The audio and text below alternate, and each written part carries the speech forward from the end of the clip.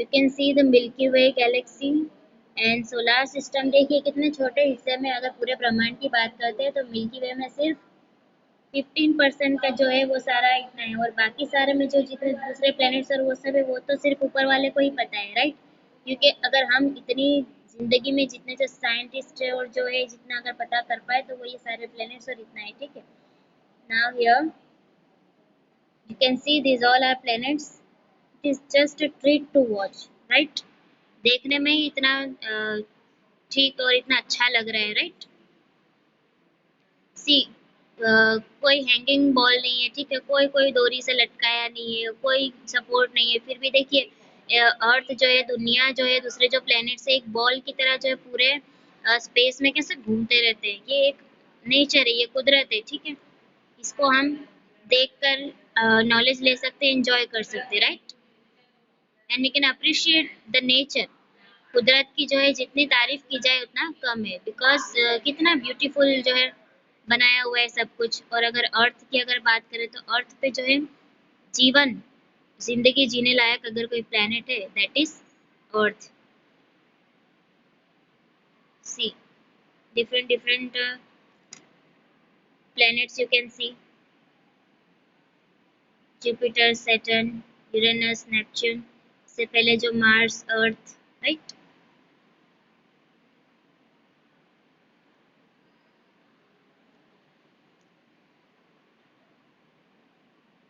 जिस भी प्लेनेट के आसपास जो भी गैस है या कुछ है उससे जो है एक डिजाइन बन रही होती है, एक रिंग जैसा बन रहा होता है। सैटर्न जिसे कि शनि कहते हैं, ठीक है, उसके आसपास जो है इतनी ब्यूटीफुल रिंग बनी होती है, राइट, जो कि स्पेस में से यानी ऐसा दिखता है। जुपिटर लार्जेस्ट प्लेनेट, सारे प्लेनेट में सबसे बड़ी साइज का जो है वो जुपिटर है, उसके बाद है सेकंड लार्जेस्ट पे सैटर्न है, राइट। देन अर्थ, अर्थ का जो है मून है। See how beautiful it is. It's all about universe and a milky way. Astronaut को कितना अच्छा लगता होगा ना ऊपर से देखकर, राइट।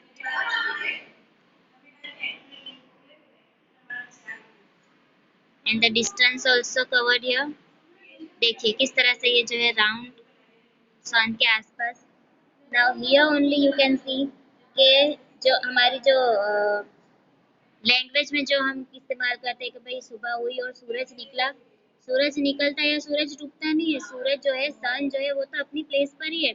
हम जो है as a solar family member earth जो है वो सन के आसपास चक्कर लगा रहे हैं, ठीक है। In this video you can see clearly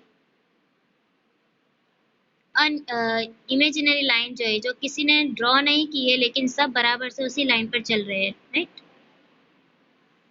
so I hope this is enough to understand. चलिए सोलर सिस्टम क्या है वो आपको समझ में आ गया होगा, right. So will move on to the chapter itself, okay.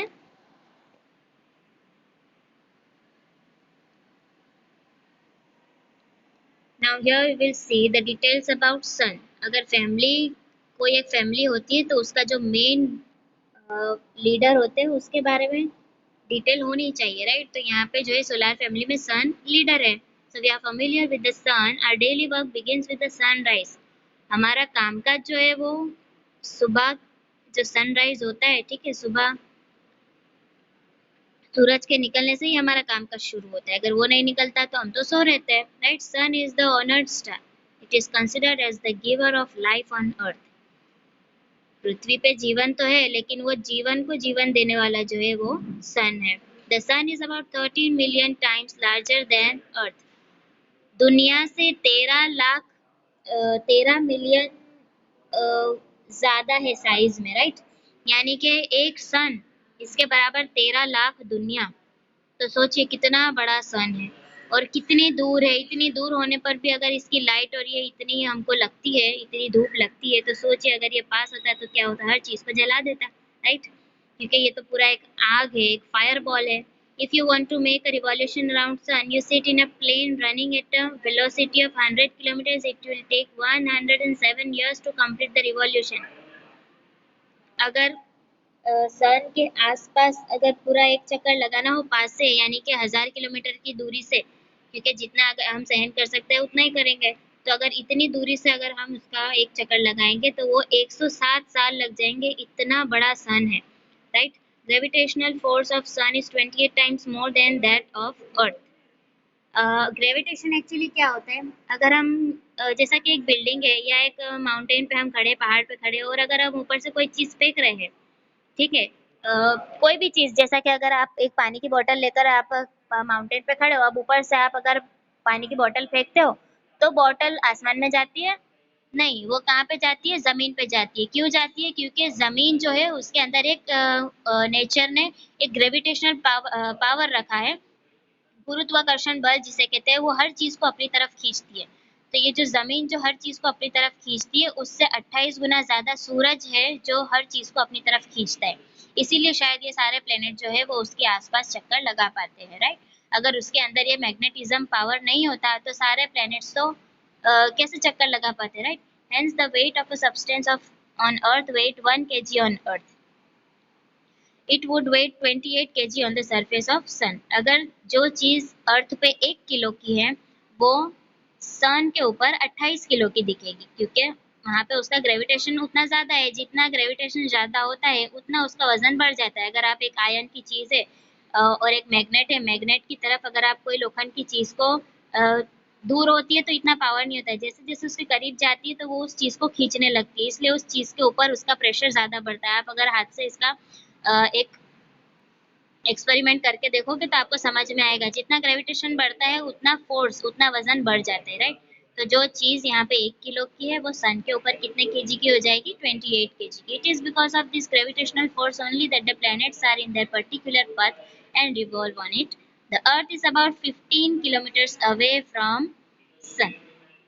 ये 15 किलोमीटर नहीं आएगा, 1.5 आएगा, ठीक है। सिर्फ 15 किलोमीटर की दूरी पर नहीं है, वरना सब चीजें जल जाती, ठीक है। तो ये इतना नहीं है, बल्कि मिलियंस और ये सब की गिनती में आएगा। It takes about quarter past 8 minutes for sunlight to reach the surface of Earth. It takes about quarter past 8 minutes, right. Quarter past यानी कि जिसको हम कहते हैं कि भाई चौथा हिस्सा जो होता है, अगर 60 मिनट्स का एक कलाक होता है हमारा, 15 मिनट, फिर 30 मिनट, फिर 45 मिनट, ठीक है, और फिर होता है 60 मिनट यानी कि 1 घंटा पूरा। तो उसका जो क्वार्टर पास्ट होता है, चौथा हिस्सा जो होता है 15 minute, past 8 minutes for sunlight to reach the surface of Earth. 15 + 8 इतना टाइम लगता है धूप को, सनलाइट को अर्थ पे आने में। The surface of sun is always unstable, it includes several kilometres long igniting fire flares. आग जो होती है, आग उसका कभी भी एक शेप नहीं रहता। इसी तरह सन जो है वो हमको दूर से भले राउंड दिख रही है, लेकिन कभी भी उसकी जो उसका जो सरफेस होता है, ऊपर का हिस्सा, वो कभी भी एक सा नहीं होता।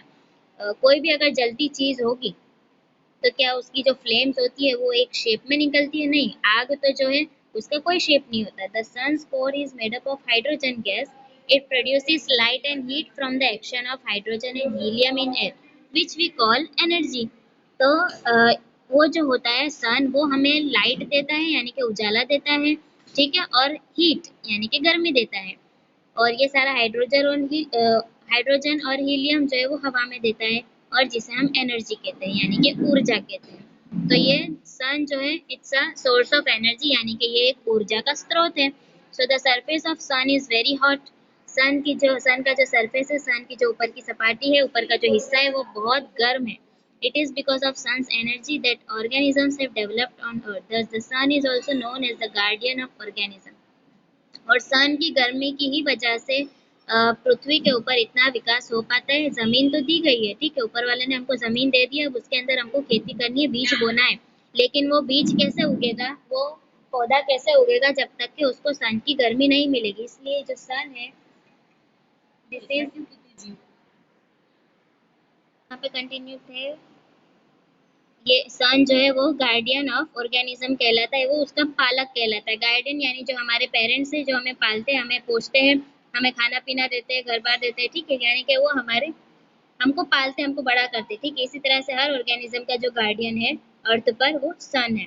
Now let us briefly introduce planets. There are total 8 planets in solar system, among which Mercury, Venus, Earth, Mars are inner planets, while Jupiter, Saturn, Uranus, Neptune are outer planets. The planets of Mars, Mercury, Jupiter, Venus and Saturn can be seen with the naked eyes. तो ये जो planets है जिसको पहले 9 planet बोले जाते हैं, यानी बोले जाते थे, नेपच्यून के बाद प्लूटो नाम भी आता था, लेकिन शायद अब वो दिखता नहीं होगा, या कोई भी रीजन की वजह से अब हम 8 प्लैनेट्स बोलते हैं। ठीक है, ये अपडेटेड वर्जन होगा। सो यह 4 प्लैनेट को जो है वो इनर प्लैनेट कहा गया है और दूसरे 4 प्लैनेट को आउटर प्लैनेट कहा गया है। क्यों आउटर प्लैनेट कहा गया है? क्योंकि जब रात होती है तो हमको स्काई में जो है कुछ स्टार्स दिखाई देते हैं। एक्चुअली वो छोटे छोटे कोई डायमंड नहीं है, लेकिन वो बड़ी बड़ी साइज के कोई स्टार्स है, या फिर वो सन से भी बड़े बड़े हो सकते हैं, लेकिन वो इतनी दूर होने की वजह से हमको एक छोटे छोटे चमकते हुए डायमंड की तरह दिखते हैं। ठीक है, तो ये जो 4 प्लेनेट है, मर्क्यूरी, विनस, अर्थ और मार्स, ये 4 भी क्योंकि अर्थ के करीब होने की वजह से हमको दिख सकते हैं, लेकिन जुपिटर, सैटर्न, यूरेनस और नेपच्यून है, वो इतने दूर है कि वो एटलीस्ट नेकेड आई, यानी कि जैसे हम नॉर्मली देखते हैं उस नज़रिए से तो बिल्कुल नहीं दिखते। ठीक है, the planets of Mars, mercury, Jupiter, Venus and Saturn can be seen with the naked eye, यानी कि आसमान में जैसे हम दूसरे तारे देखते हैं वैसे ये भी दिख सकते हैं। ठीक है, so it's all about distance, you can understood this, so I hope you have liked also। ये एक्चुअली एक मज़ेदार टॉपिक होता है स्पेस की, जब भी बात की जाती है, अगर जो कोई जाके आया है वहाँ का एक्चुअल एक्सपीरियंस लिया है, that he can understand properly, right. जो प्रैक्टिकल नॉलेज है वो ले सकता है, लेकिन हर कोई तो एस्ट्रोनॉट नहीं होता है, तो हम क्या है ये वाले को जितना समझ के जितना इसको इंटरेस्ट से पढ़ेंगे उतना ही एक्चुअली मज़ा आता है इसके अंदर। ठीक है, एंड अर्थ जो है हमारे सारे प्लेनेट में सिर्फ अर्थ को जो है ऊपर वाले ने अगर चुना है जिंदगी देने के लिए, तो we are proud. Okay, for because of we are living on Earth, right. तो अगर इसमें कहा गया है कि पृथ्वी जो है वो एक फैमिली है, तो फिर हमें पूरी दुनिया को जो है एक फैमिली की तरह रहना चाहिए, right. Okay, so next topic we will continue in the next period. Okay, Allah Hafiz.